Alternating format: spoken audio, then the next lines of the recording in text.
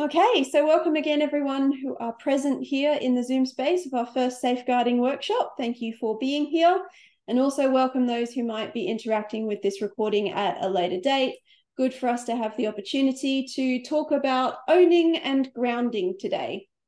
These are two terms which we often use in our spaces when we are on Zoom together.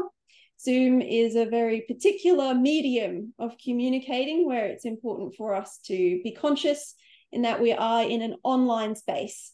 And being online brings some challenges in that where there might be those using the online space for very, very good things, there may also be others using the online space for not so good things. And the good and the bad, big mixture of humanity. And of course, technology being a vehicle used by humans, we can often come against opportunity for it to be misused or accidentally become something that we would prefer it not to be.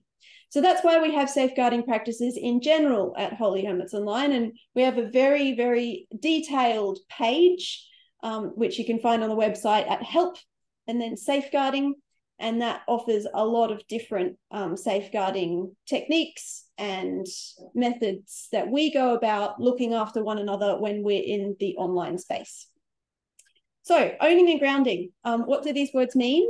Owning, really that is about taking ownership of each person's unique perspective and experience that they bring to community. We are all different. We come from different places, age groups, and all the rest. And that often comes with different opinions about things. It can be very difficult for us sometimes to find the right words to share something, particularly around topics that are a bit difficult.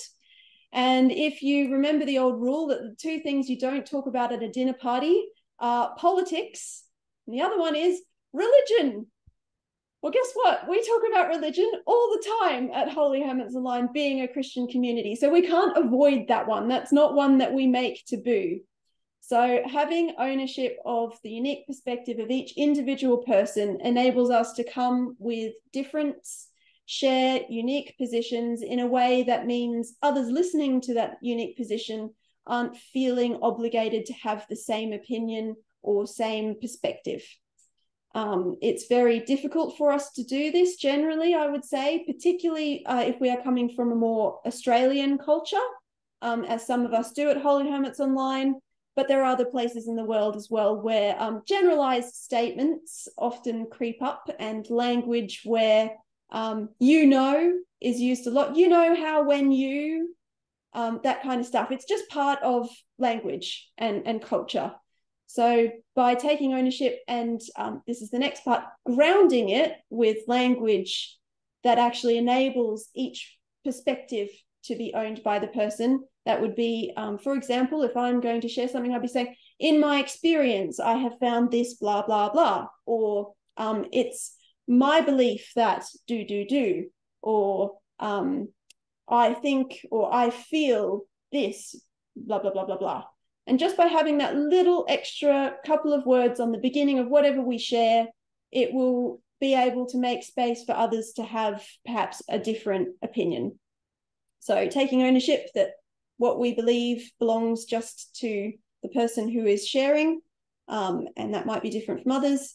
And then also grounding, using language that helps us to acknowledge just that.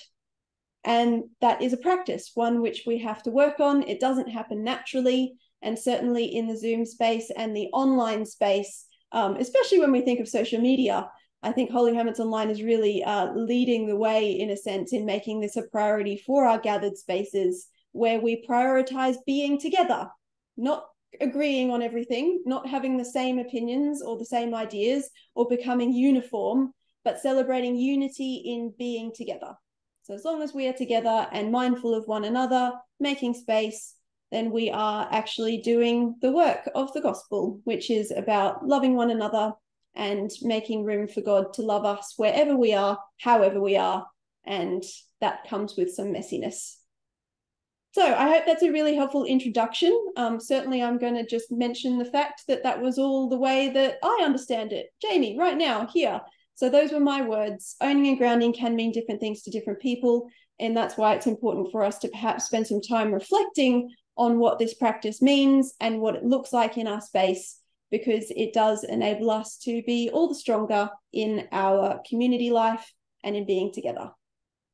So I'm going to end the recording now, and I give thanks also for those who are present. We're going to have a time of sharing where we might be able to explore how this has been for us in coming into Holy Hermits Online and encountering owning and grounding, maybe for the first time, or maybe it's a practice that has been in other spaces that we've been around. And so we can share maybe a little bit of what it looks like in those spaces too. So that's the end from me. I'm going to end the recording, and toodaloo all those who are joining in later. Thank you for listening. Bye-bye.